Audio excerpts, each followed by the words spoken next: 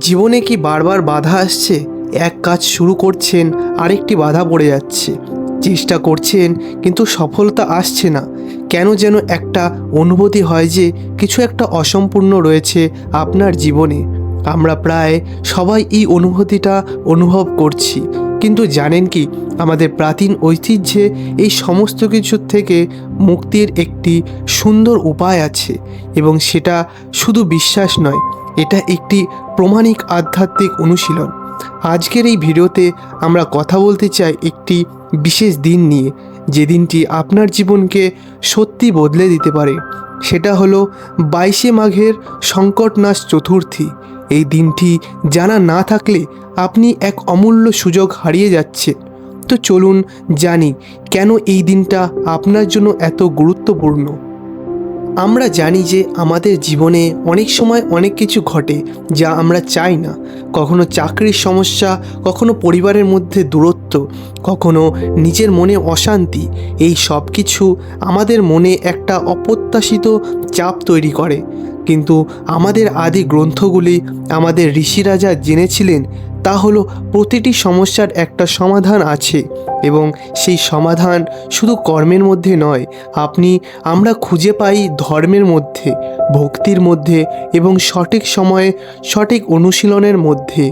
এই ভিডিওটি আপনার জন্য তৈরি করছি কারণ আমি বিশ্বাস করি যে আপনার জীবনে ইতিবাচকতা আসা উচিত, এবং সংকটনাশ চতুর্থী হতে পারে আপনার সেই যাত্রার শুরু।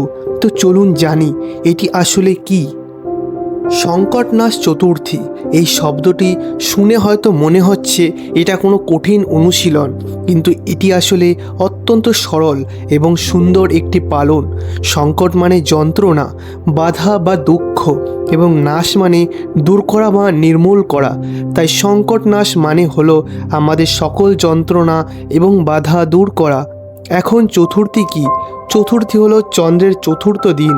আমাদের হিন্দু ঐতিহ্যে প্রতিটি চন্দ্রদিনের একটি বিশেষ গুরুত্ব আছে, একটি বিশেষ দেবতার সাথে জড়িত আছে। সংকটনাশ চতুর্থী হলো গণেশজির অত্যন্ত প্রিয় একটি দিন। জানেন, গণেশজি শুধু একটা দেবতা নন, তিনি আমাদের মনের প্রতীক। তিনি আমাদের বুদ্ধিমত্তা এবং জ্ঞানের দেবতা। তিনি যে কোনো কাজের আগে পূজিত হন, কারণ তিনি আমাদের সমস্ত বাধা সরিয়ে দেন। প্রতি চাঁদের মাসে একটি চতুর্থী আসে, কিন্তু মাঘ মাসের চতুর্থী এবং বিশেষ করে 22শে মাঘের চতুর্থী, যেটি সংকটনাশ চতুর্থী নামে পরিচিত, এটি সারা বছরের মধ্যে সবচেয়ে শক্তিশালী এবং কার্যকরী। এই দিনটিতে গণেশজি আমাদের সকলের প্রতিবন্ধকতা এবং নেতিবাচকতা দূর করার জন্য বিশেষভাবে আমাদের কাছে আসেন।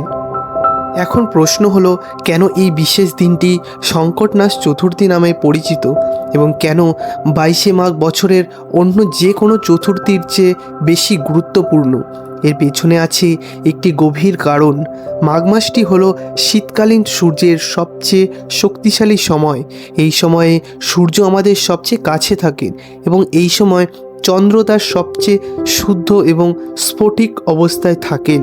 যখন সূর্য এবং চন্দ্র উভয় তাদের সর্বোচ্চ শক্তিতে থাকেন এবং তার সাথে যখন চতুর্থী তিথি যুক্ত হয়, তখন সেটা একটি অভূতপূর্ব আধ্যাত্মিক মুহূর্ত হয়ে ওঠে। আমাদের শাস্ত্রে বলা আছে যে এই দিনে গণেশজি নিজে আমাদের পৃথিবীর কাছাকাছি থাকেন এবং তার ভক্তদের ডাক শোনে। এটি শুধু একটি বিশ্বাস নয়, এটি হলো আমাদের হাজার হাজার বছরের সাধকের অভিজ্ঞতা এবং জ্ঞান। মাঘ মাসে আরেকটি বিশেষত্ব আছে, এটি মকর সংক্রান্তির মাস।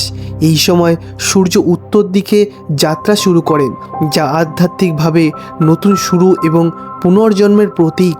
এই সময় আমাদের সকল নেতিবাচক শক্তি দুর্বল হয়ে যায় এবং ইতিবাচক শক্তি প্রবল হয়।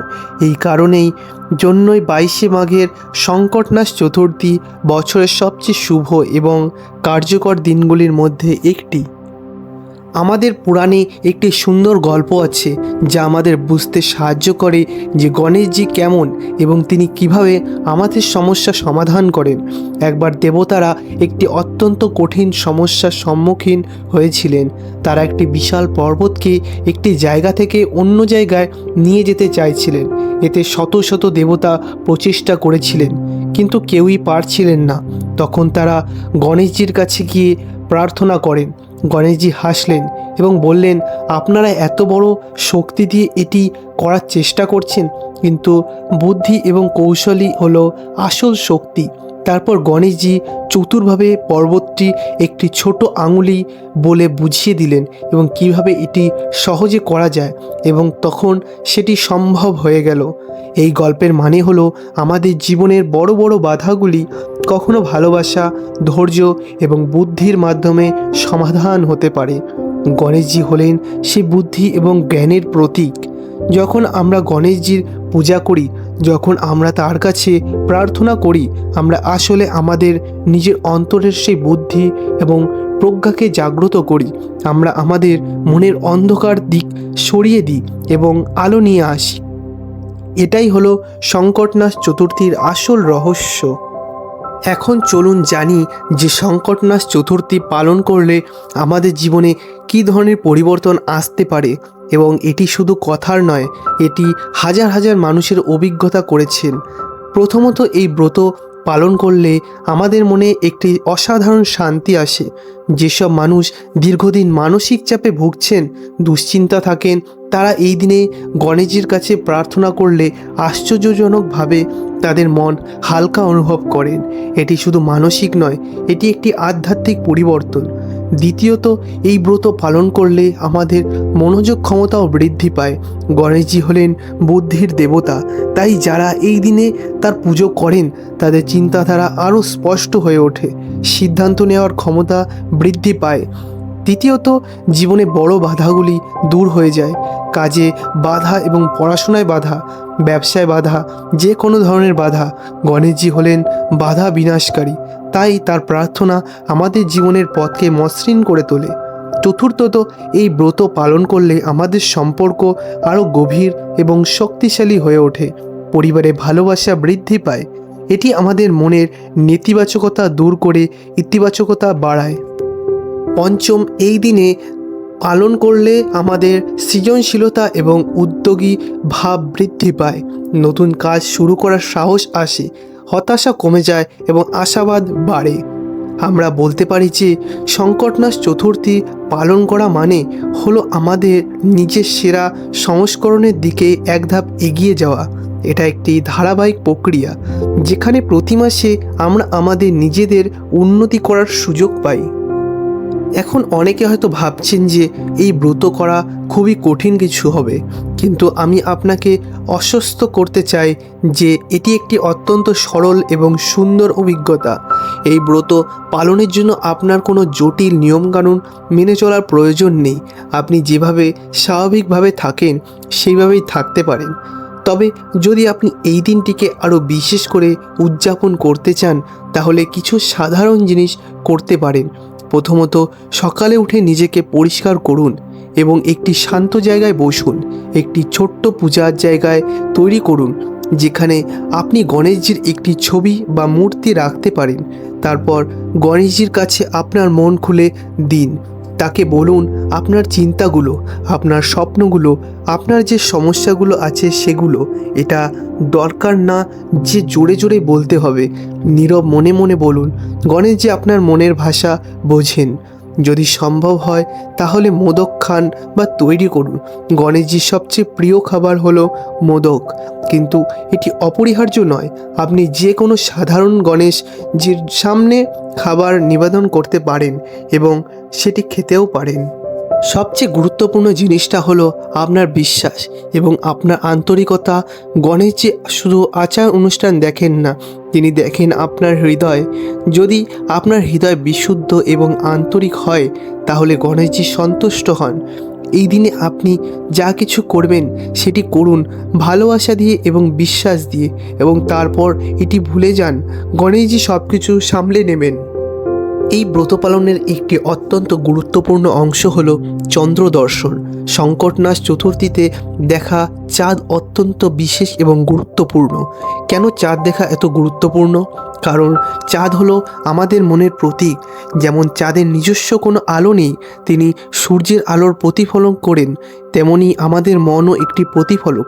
আমাদের মন যা শোনে, যা দেখে, যা অনুভব করে সেগুলো প্রতিফলক করে। চন্দ্র দর্শনের মাধ্যমে আমরা আমাদের মনকে পরিচ্ছন্ন করি। চাঁদের শীতল আলো আমাদের আবেগময় শক্তি সুশৃঙ্খল করে। এই দিনে চাঁদের আলোতে যখন আমরা গণেশজির নাম জপ করি বা তার ধ্যান করি, তখন আমাদের চেতনা একটি উচ্চতর স্তরে পৌঁছায়। সন্ধ্যা যখন চাঁদ ওঠে তখন পরিবারের সবাইকে একসাথে বসে চাঁদ দেখুন। এটি শুধু একটি আচার নয়, এটি একটি পারিবারিক বন্ধন তৈরির সুযোগ।